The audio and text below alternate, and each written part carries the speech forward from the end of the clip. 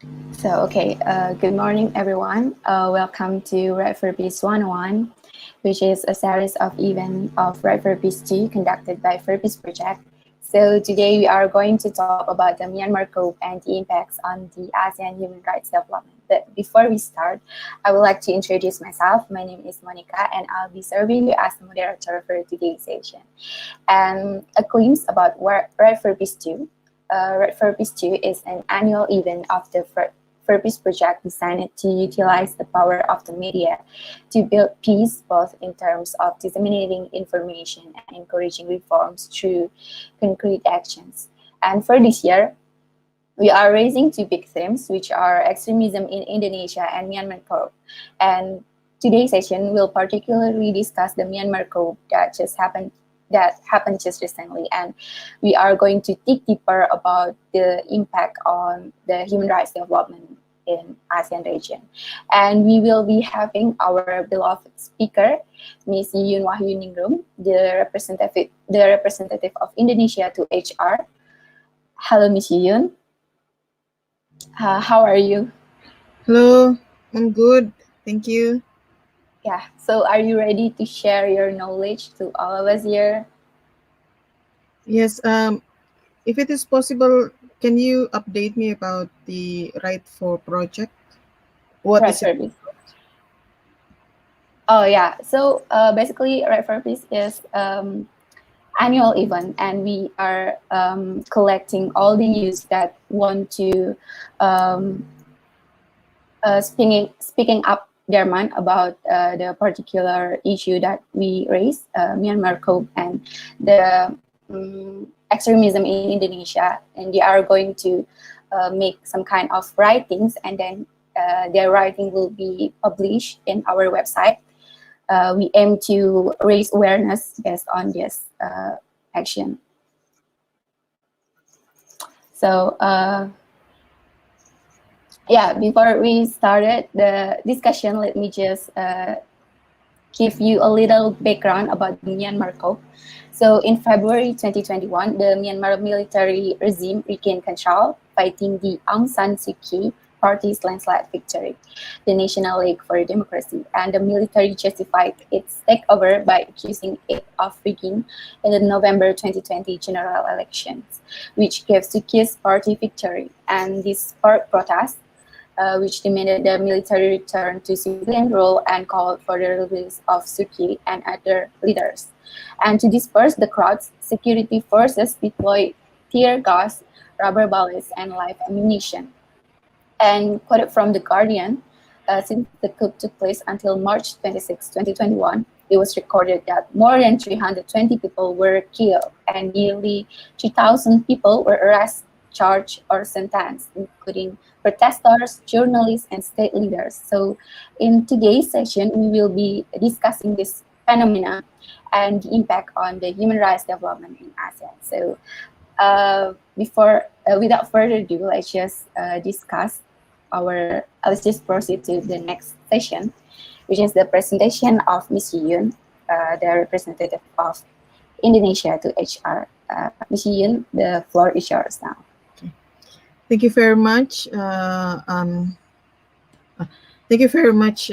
Thank you very much for having me here in this important event. I'm happy to engage with this initiative. I think this is very important initiative. To save the time, I would like to share my screen.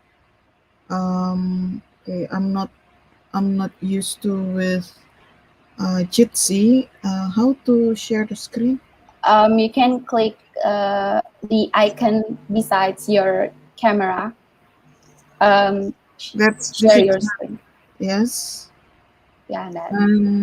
What to do? And this one. also, Okay. Okay. yeah, it's visible now. All right. Okay. So the impact of the topic given to me was on the impact of Myanmar coup to the ASEAN human rights development. Uh, I think what happened in Myanmar already updated by the moderator, so I will not repeat that context. And if you look at the actors right now, I divide it into inside Myanmar and outside Myanmar as of now. Inside Myanmar, there are many groups. Tatmadaw is the military that took over by force the power of legislation, judicate, of the whole governments. To make it very short, Tatmadaw established SEC. The name of the government is SEC, and then we are also having civil society, academies, religious group that oppose that kind of force, taking over the power with force. And there are also ethnic nationalities in Myanmar. Companies, private sector also play an important role inside Myanmar, and of course CRPH, or the Committee of the Representative of Pidongsu Hutlo, which is the parliament, consists of 17 members, elected from the election 2020. They form CRPH as a parliament in exile, and then the parliament established NUG, or National Unity of Government. So these two are still exile. On the outside of Myanmar, we are having number of actors such as ASEAN, the UN, countries, individual countries that are very powerful in different forums, such as in Security Council, like China and Russia. Japan is very important because Japan is um, the uh, the biggest ASEAN investors one of the biggest ASEAN investors in Myanmar. And then there are also groups like G20, G7, G8 that may have a say or adding to the opinion in relation to the situation in Myanmar. What is human rights issues as the implication of the coup? The coup itself, as mentioned by the moderator, was started by the dispute over the result of the election. And then after that, the military chief announced state of emergency for 12 months with the plan of having election in the end of the state of emergency. Perhaps the the coup was in February, so perhaps what has been in the mind of the Ming Onglei to have the election by maybe January or December.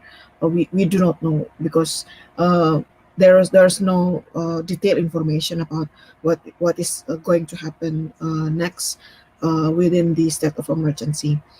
Uh, uh, the impact to human rights, the attack against populations, and media restriction, including internet shutdown.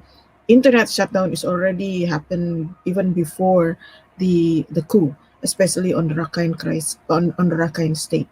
According to the Association of the Assistant of the Political Prisoners, by yesterday, 11 June 2021, there were 861 people killed by junta. 5,000 more than 5,000 people were arrested since the coup of 1st February 2021. Number of human rights violations that we have been documenting uh, through the information received by ASEAN Indonesia, coming from NGOs inside Myanmar, also outside of Myanmar, and number of news as well as information that circulated in the social media like Twitter and Facebook. So we documented there were persecution, enforced disappearances, torture, sexual violence against female detainees, arbitrary detention, summary execution, killings of protesters, violation against freedom of the press, access to information, and digital rights. We also documented that military members looting and destruct some of the properties, especially the public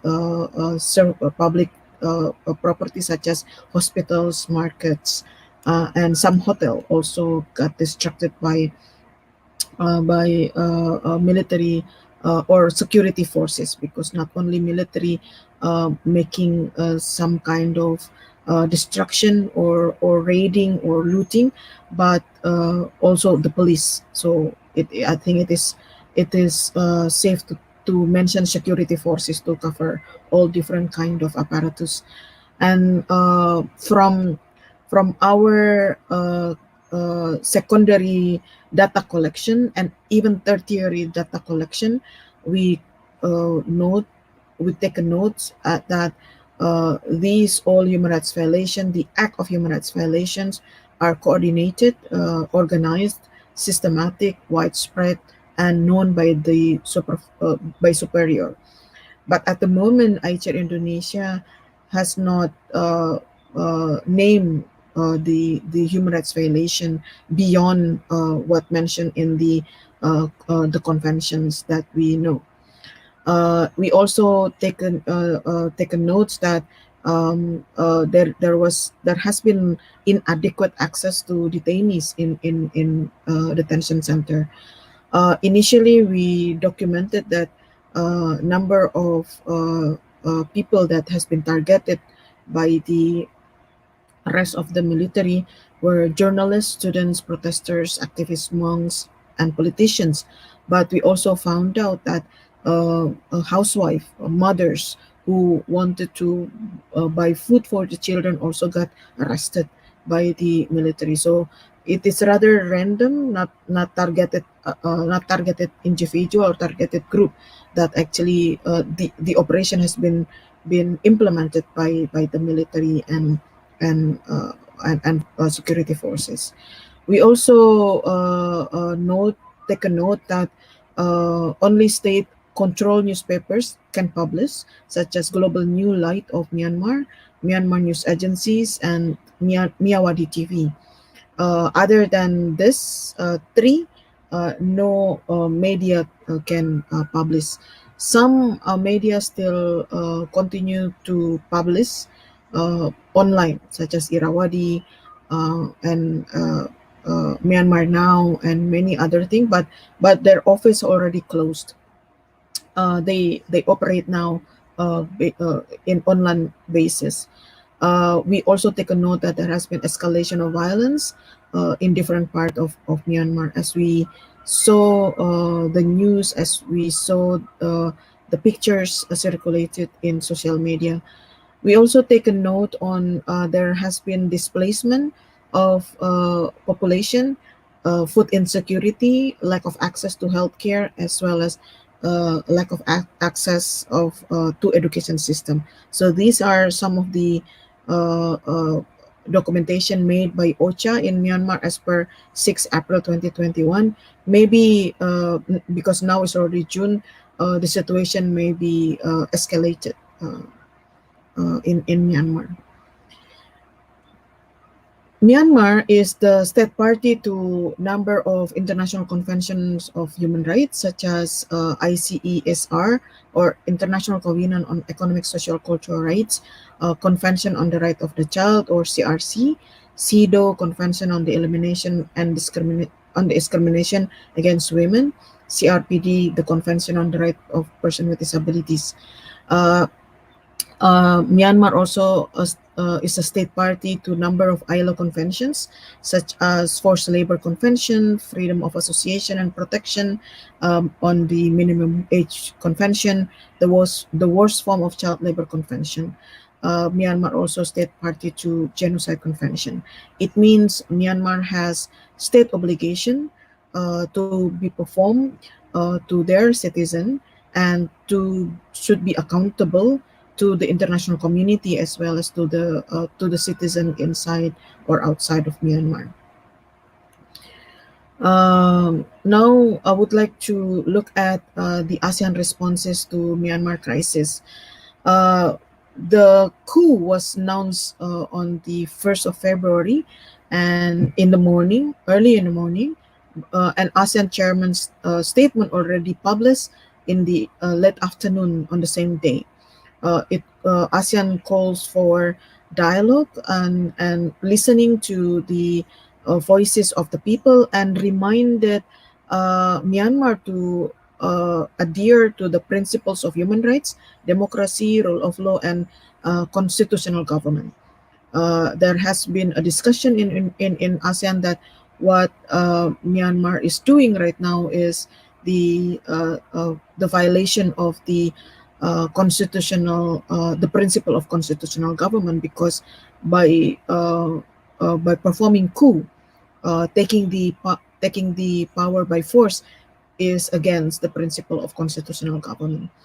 From February to March, there has been number of subtle diplomacy performed by Minister of Foreign Affairs of Indonesia, also lobbies to different actors, international, national, as well as the regional level. ASEAN also organized informal ASEAN Foreign Ministers meeting on the 2nd of March 2021, which come out with the ASEAN chairman statement calling for Myanmar to stop violence, open dialogue with ASEAN, and said that ASEAN is ready to assist Myanmar.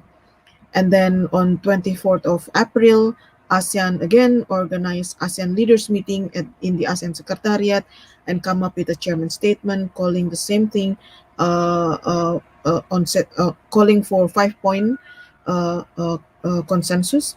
First is on cessation of violence, calling for constructive dialogue, appointment of special envoy, um, providing humanitarian assistance, and also to visit Myanmar. But communication and coordination with the UN and international system continue to be performed by individual foreign ministers in ASEAN countries, especially Indonesia, Malaysia, as well as Singapore. There has been a lot of question whether ASEAN member states engage with NUG and CRPH. Yes, they were, but they do it behind the scenes. So they don't want to be, because in social media you continue to see pictures of NUG having an online meeting with other governments or other actors. I've never seen they talk to a government from ASEAN countries, but it doesn't mean the dialogue didn't happen. It happened, but they don't want to be put on social media. I think ASEAN member states wanted to keep a low profile and maintain the dialogue with all different actors and stakeholders in ASEAN. Now I go to the ASEAN Commission, Intergovernmental Commission on Human Rights, the institution that I'm belong to right now until December 2021. ICHR was established on 23rd of October 2009 based on the Article 14 of the ASEAN Charter, with the purpose of promotion and protection of human rights in ASEAN region. ICHR has 14 mandates. I will go a little bit later on this 14, the explanation of 14 mandates. The members of ICHR coming from 10 ASEAN member states. So each country in ASEAN send one person to sit in the ICHR as the Commissioner of Human Rights. In Indonesia, it happened to be myself. ICHR report to ASEAN Minister meeting annually. Usually, we meet with the ASEAN Foreign Ministers in July or August to report on our work in 1 year and receive some instruction from the ASEAN Foreign Ministers meeting. According to our TOR, we should meet twice in a year, but we actually have 4 meetings in a year. Ways of working by consensus, consultation on interference, and evolutionary approach. It is a consultative body and intergovernmental body. As you can see here, the illustration mentioned about the ways of working, and at least two documents that guide us in our work. First is the term of reference and also the ASEAN Human Rights Declaration. I mentioned earlier that ICHR has 14 mandates, but for this for the purpose of this presentation, I would like to make it a little bit easier by putting together all the 14 into and clamp down into six category of mandates. The first one is standard setting. Second is on cooperation policy support. Third is on protection. The fourth is on human rights strategy, research and capacity building, dialogue and engagement. So if you ask, for instance, what ICHR is, what is the role of ICHR in relation to the situation of Myanmar? So we need to come up with a standard setting. We need to come up with the protection of human rights. We need to come up with human rights strategy and so on and so on. Of course, this all mandate does not mean to be fulfilled in one go, because it also require process, internal process, and then buy-in from member states, also, and then to be in line with the context is also very important. If you may also ask what ICHR's role in relation to the right of migrant workers, well, it's so using this six clampdown or grouping is actually quite easy. ICHR has responsibility to develop standards for of the rights of migrant workers. ICHR is responsible to develop cooperation among member states as well as ASEAN sectoral bodies in ASEAN community. ICHR also has a responsibility to come up with human rights strategy to further promote and protect human rights of migrant workers, and so on and so on. So this grouping, I hope, make it easier to understand the role of ICHR, as mentioned in the TOR. Now, what is the role of, what has been the response from ICHR in relation to the situation of Myanmar? ICHR has come up with a press statement on the 5th of February that was signed by Indonesia, Malaysia, Thailand, and Singapore. The press statement was also the initiative from ICHR Indonesia, from me, because the situation in Myanmar cannot be accepted. We should say something about it, and we need to denounce the the action of taking over the power by force. In the 5th of February, we only managed to get 4 countries to sign the statement, and in April, during our 33rd meeting, we have added agenda item number 15 on current development of human rights in ASEAN. This is also in line with our TOR Article 4.10 to obtain information from ASEAN member states on human rights matter concern ASEAN. 6 countries made intervention expressing the concern on the situation of Myanmar. This is also the initiative from ICHR Indonesia.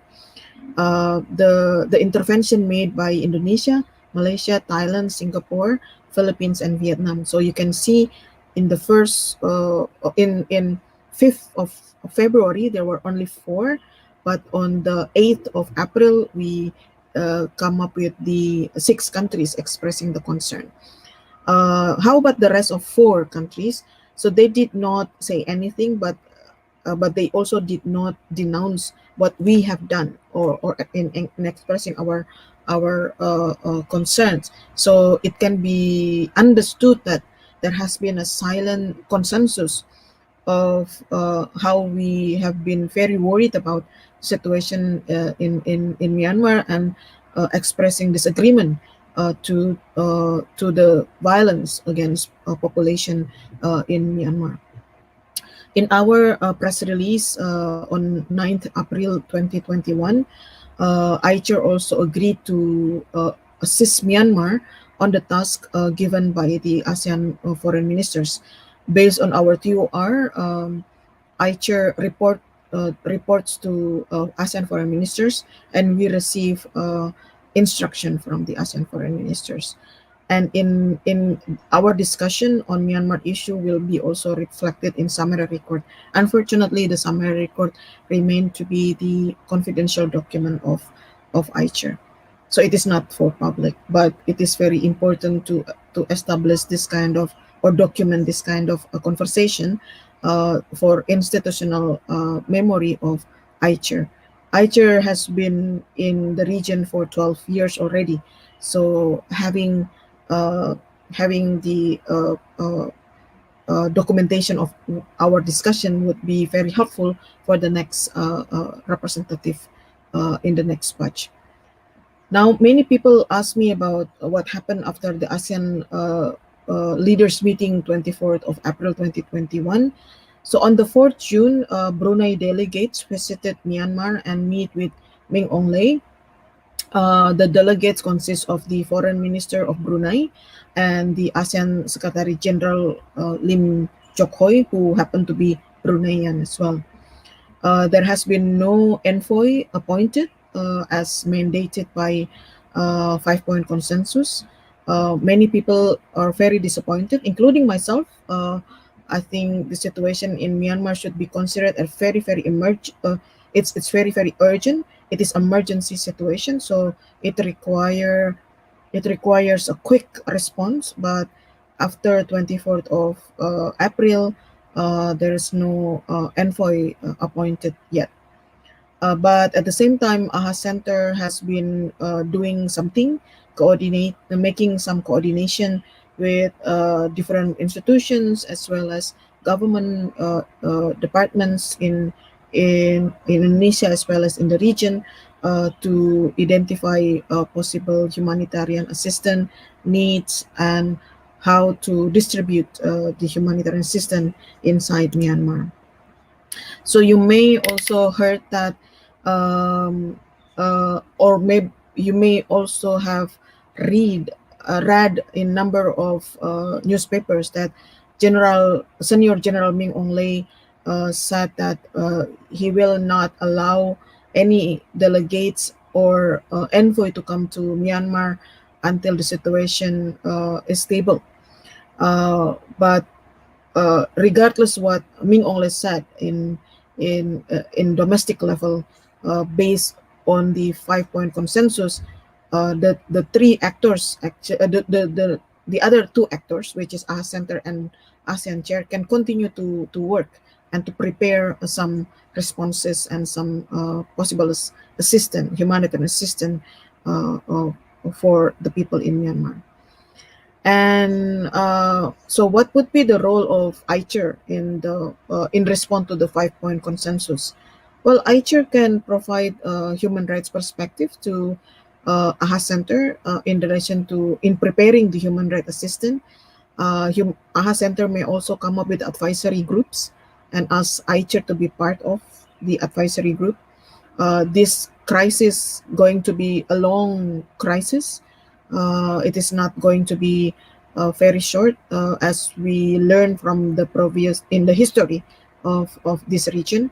So ICHR is ready to provide advices on how to include human rights perspective into humanitarian assistance.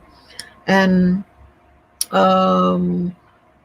ICHR also can be part of the ASEAN Special Envoy to provide advices and to become one of the team, because Special Envoy, well, the mandate of Special Envoy is to mediate, to have a dialogue with, talk to stakeholders. As you can see in the beginning of my presentation, actors inside Myanmar are very diverse. So one special envoy cannot talk to all, and the characteristic of Myanmar is also rather different from other countries in the region. So the envoy need to have a group of people who have expertise to understand the context in Myanmar, the politics in Myanmar, as well as the demand of the different groups in Myanmar, because the crisis is not only happen now. Myanmar has been in number of crises for some time. So this need to be understood very well to make the 5-point consensus successful. ICHR also can host regional consultation. At the moment, ICHR Indonesia is under discussion with Suhakam, National Commission of Human Rights in Malaysia, to come up with a dialogue where we can discuss about how we can move forward with 5-point consensus and beyond what possible option beyond 5-point consensus. Individually, ICHR representative continue to raise awareness on the situation of Myanmar in their own respective countries, like this event, and also continue monitoring the situation and documenting human rights violation in Myanmar, and coordinate with other human rights mechanism. So that is my presentation, and I stop sharing. All right. So I'm open for questions, if any. Oh yeah, so what a great presentation, Ms. Yuyun. Actually, I kind of agree with your presentation. There are a lot of human rights abuse in the Myanmar, because one of my friends say that in Myanmar they cut off the internet connection, and it's kind of unfair because because internet is kind of an important thing nowadays, and so. I think we have several questions here, and let me share you the questions that has been asked by our participants.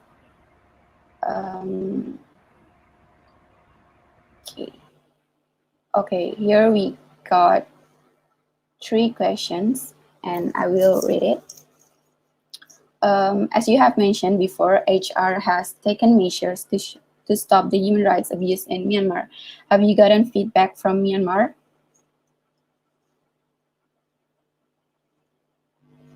Yeah, you are still muting.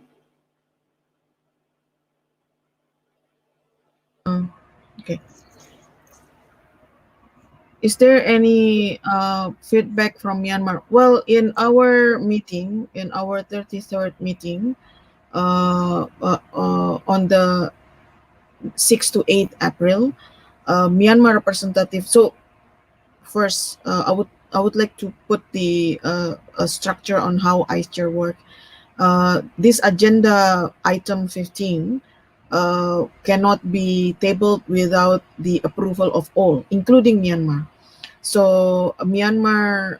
So in the context of ICHR, the alternate representative of Myanmar agreed that we talk about Myanmar in the official meeting to include the agenda. And in that time, they appreciated actually what we have been said, and will be sending the comments from the representative to the authority. So that's the response from Myanmar right now. But if you expected to hear that how Tatmadaw respond to our concerns, we haven't received any kind of responses from Tatmadaw on our concerns in relation to Myanmar. Okay, so we haven't received any kind of further information, right? Well, so I just mentioned about 2 kind of responses. The Yeah. response from the ICHR representative from Myanmar was rather positive, accepted. But if you expect me to answer what is the response from Tatmadaw inside Myanmar, the military, that we do not receive any feedback yet. So there are 2 kind of actors here. The first one is the ICHR representative of Myanmar, and then the other one is the Tatmadaw. So we receive good feedback from the ICHR representative, but we have not yet received feedback from the military. Could you please explain like a little bit about the response of Myanmar representative on HR? yeah, I mentioned earlier that the representative of Myanmar responded positively, accepted our concerns, and said that the our concerns will be conveyed to the authorities. The authorities means the military, Mm. and this is something that we do not receive yet from the military. Oh, okay, okay. All right. So for the next question, have Myanmar made any progress on stopping their action in regards of human rights abuse? So actually, this is like the follow-up question, Mm. I suppose. Yeah. Yeah, thank you for the question. As we see in the newspapers, as well as receiving a lot of update from our friends in from inside Myanmar, there is no uh, stop has not yet the violence has not stopped. Number of even now uh, uh, num well, because newspapers a lot many newspapers said about uh, the crisis in Myanmar will emerge civil war. In fact, there has been a civil war in Myanmar in different ethnic areas. So, but I think the crisis will make the situation worse. Yes, but not to intrigue or to open for civil war. Civil war is already happened for some time, and it was there are number of cessation of um, uh, um, cessation of war because of the agreement of peace agreement that has been stalled for years.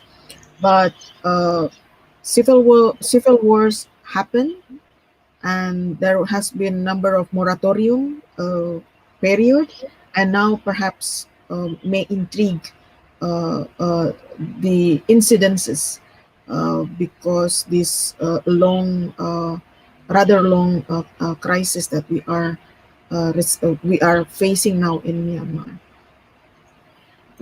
Okay. So to remind all the participants here, if you have a question in mind, please do put your question on the Slido that we have provided in the YouTube. And you can simply join the slido.com and put this code 494116, and you can just drop question there. And also for the next question, we have question from anonymous. She or he asked what kind of human rights strategy that HR has structured, and could you give one of the examples? Mm, I'm not sure if I understand the question, um, but I would like to focus on what ICHR human rights strategy. Yeah? Yeah. Um, ICHR has been doing mainstreaming of human rights because that's the mandate of ICHR. So we have been organizing number of events together with ASEAN sectoral bodies, ASEAN member states, on how they can mainstream human rights in their work, in their planning, in their designing of programs. So the work on human rights, the work of building the ASEAN community as part of regionalism project will include human rights in, or will take consideration of human rights values and principles. So, for instance, ICHR has been engaging with ASEAN member states as governments in the ASEAN region, as well as ASEAN sectoral bodies in relation to mainstreaming human rights in education, mainstreaming human rights in development project, mainstreaming human rights in humanitarian action. We also come up with how to put human rights perspective when looking at digital community, because ASEAN wanted to become the digitalized community or society, but at the same time, how to balance with human rights, like right to privacy, how to ensure that the advance of technology does not give the bad implication or negative implication to freedom of expression, freedom of opinion, and so on and so on. And we also come up with human rights strategy in relation to freedom of religion and belief, business and human rights, person with disabilities, the right of person with disabilities, nationalities, the right to nationalities for individual in ASEAN member states, environment strategy in relation to environment, how to include human rights in the climate change mitigation, adaptation, and all measures in relation to climate change and environment. And on gender perspective, we also try to put together human rights and gender sensitive in a number of measures of ASEAN projects or efforts. Um, yeah, so we have been doing many work uh, in relation to the area of mainstreaming of human rights. So basically, the human rights strategy is by mainstreaming, right? Like from the a lot of sectors in the world, a lot of community as well. So for the next question, we have what Myanmar society need most right now? What can we, as international society, do to help situation in Myanmar? What we need to do now is to continue to make the issue of Myanmar surface at the daily basis. As you can see, well, this is not competition of issues, but you can see when there was an issue of Palestine and Israel, immediately the issue of Myanmar got shrink. People do not pay attention more. So people actually change their attention to the issue of Palestine and Israel, which is very, very important. But the issue of Myanmar is also important. So this is not to mean of competition, but I think it's very important to continue to highlight the issue of Myanmar, to be the attention of leaders, the ASEAN leaders, the global leaders, that they uh, uh, need to focus their priorities to on the human rights and the welfare of people in Myanmar. And society, what Myanmar society needs more. Well, if you ask people on the street, they want to have democracy, but from people outside of Myanmar, we agree with that idea. But we also see people food becoming very rare, and that's a basic needs. And then health now we are in the situation in pandemic, so medical medication, vaccine is very important right now for Myanmar, because we cannot be safe until everyone is safe, not only in this region, also in the world. So uh, for people who face this situation in Myanmar, especially in the big cities, they will call for freedom, they will call for democracy. Yes, I agree, but also we need to ensure that basic needs need to be ensured, so people can continue to express their opinion, express their position. Uh, Children need to go to school. Children need vitamins and nutrition, and so on and so on. So these are also equally important. So basically, we need to help them like financially as well, right? Yeah, Yes. and so I also believe that our presence here already kind of formed to help them because we are being here, getting ourselves educated, and then also perhaps generating a good writings for Yeah. the event. Yes. I Yeah, I agree. believe. Okay, for the next question, we have why is the 5-point consensus not yet fully implemented by Myanmar? from what I've seen on media, violence still exists there. What do you think about this? Well, I don't know the answer. I think Tatmadaw should be the one to answer this. Why they did not comply with the 5 point consensus. But as you can see, 5 point consensus has three main actors. The first one is Tatmadaw to stop the violence. Second is AHA Center to uh, arrange the humanitarian assistance. And the third is ASEAN Chair. So uh, if the first actor said something differently from what he has agreed in Jakarta on 24th of April, the other two main actors can continue.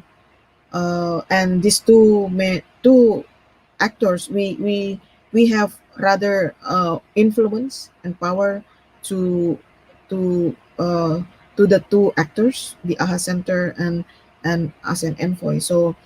Um, so what we have been doing so far is to push for the other two actors, regardless on what Tatmadaw has been doing inside Myanmar in terms of not respecting 5 point consensus. But the rest of the countries, member of ASEAN, continue to respect the 5 point consensus.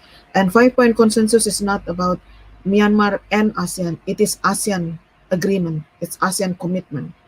So if one country try to be away from that consensus, the rest nine countries continue to comply with it. So yeah, again, I do not know why Myanmar did not comply with the 5 point consensus. I think media has provided number of speculation. I do not know myself what the actual reason behind that, but what I know is the other two actors can continue to work, can continue to move forward, implementing the 5 point consensus.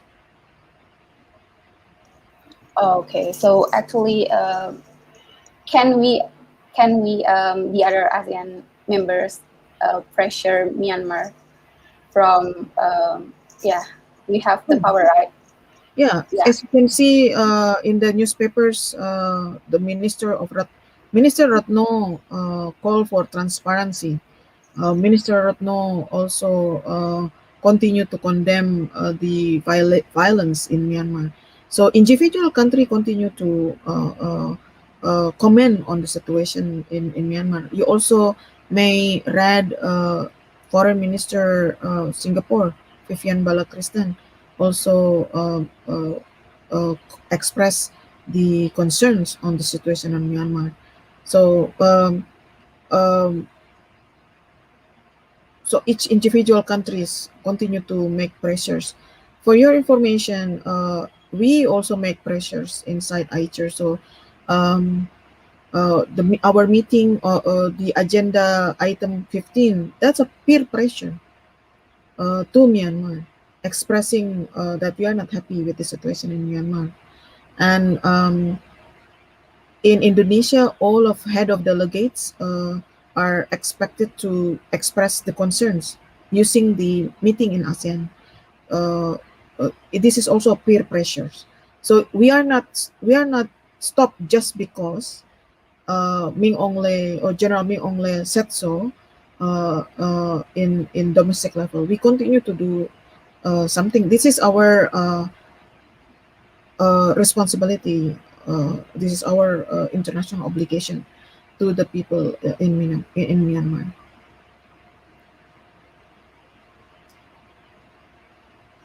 Oh yeah, but sadly we haven't received any progressive movement, right?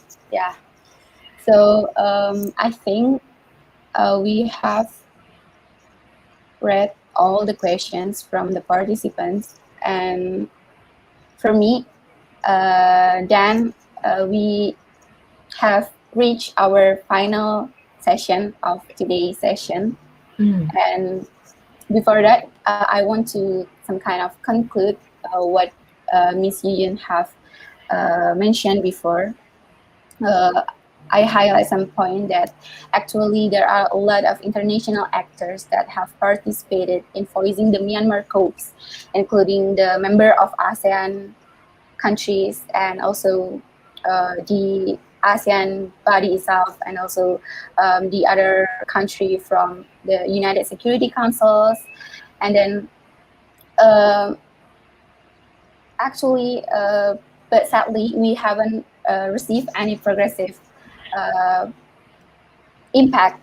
For example, their action on stopping the human rights abuse that covers the persecution, enforced disappearance, torture, gender-based violence.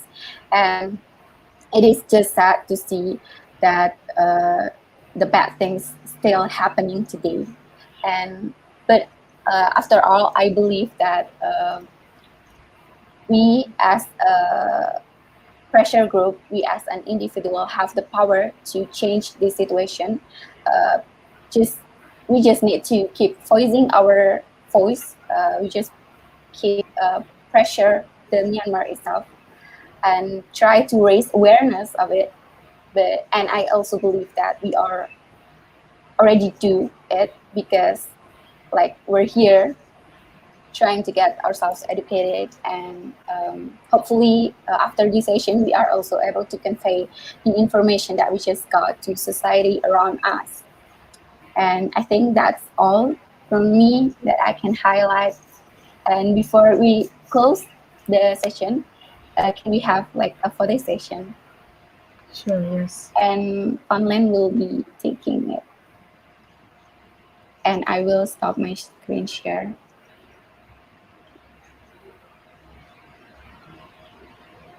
Funland.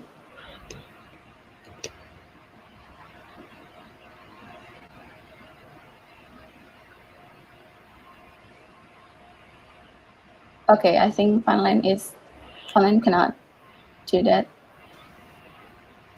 Okay, so I will. Okay, so I will take photo. Okay, so 1, 2, 3.